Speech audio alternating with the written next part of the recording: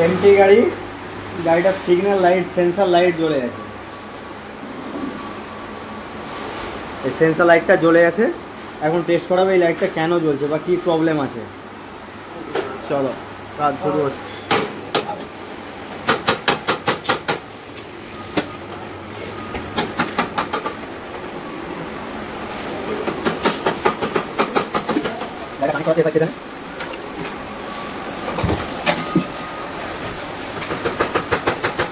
Connect করার সময় দিতে হবে এটা কি প্রবলেম, এটা কুইক মেনটেন্স হবে, কুইক মেনটেন্স অ্যাপ্রক্স কিলোমিটারটা অটোমেটিক এসে গেছে।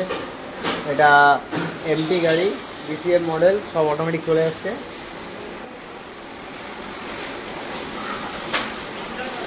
এবার যাবো select function, diagnosis of maintenance, এখানে দেখতে হবে কি প্রবলেম আছে।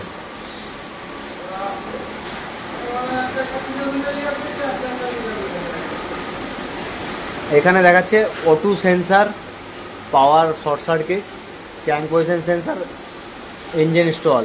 মেন প্রবলেম এখানে দেখাচ্ছে O2 সেন্সার। O2 সেন্সারটা একদম ডিস্টার্ব হয়নি, একদম ডিস্টার্ব হলে এটা গ্রিন থাকতো না, এটা রেড হয়ে যেত।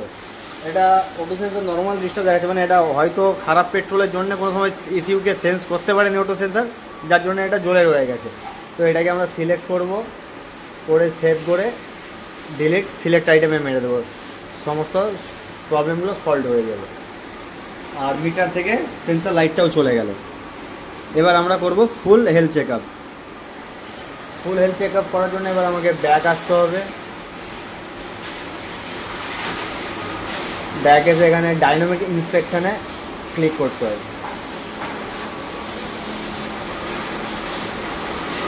যে এখানে বলছে engine please start the engine, এখানে ইঞ্জিনটা স্টার্ট করব।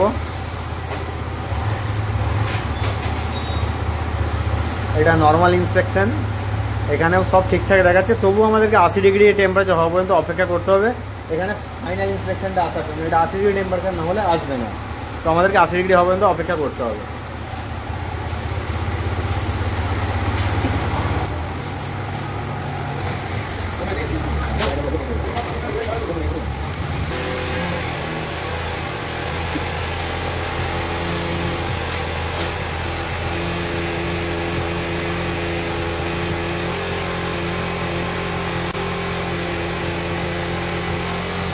আশি ডিগ্রি টেম্পারেচার হয়ে গেছে, এবার মারবো ফাইনাল ইন্সপেকশন।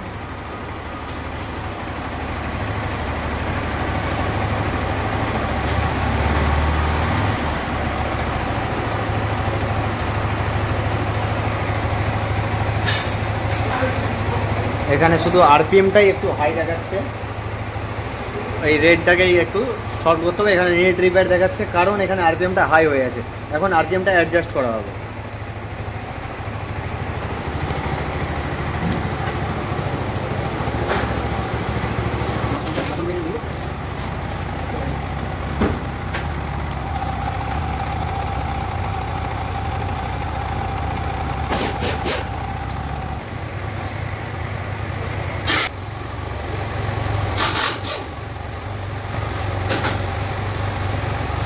আর এটা 1300 থেকে 1500 থাকবে, কিন্তু 1528 হয়ে আছে। ইন্সপেকশন মারছি আরপিএমটা অ্যাডজাস্ট করার পর, এটাকে জুম করে দেখা, এই যে এটা এবার নর্মাল 1490, মানে 1300 থেকে 1500-র মধ্যে এসে গেছে। রেজাল্টও এখানে নর্মাল দেখাচ্ছে, মানে গাড়িটার আর কোনো সমস্যা নেই, গাড়িটা একদম ওকে কন্ডিশন হয়ে গেছে।